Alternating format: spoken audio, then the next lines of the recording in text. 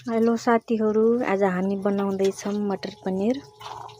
यो मटर उधारेर तयार भइसकेको छ अनि माइततिर पनिर काट्दैछु अनि मेरो बुढाले उतातिर मासु पकाउँदै हुनुहुन्छ।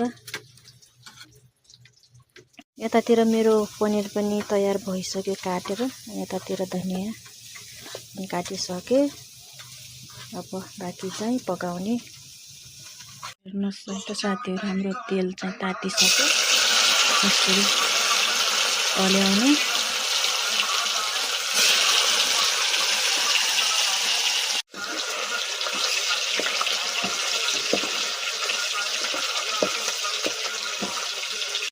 देख्नु साथीहरू, हल्का रातो भइसक्यो। अब यसलाई चाहिँ निकाल्ने। हाम्रो पनिर रेडी भइसक्यो।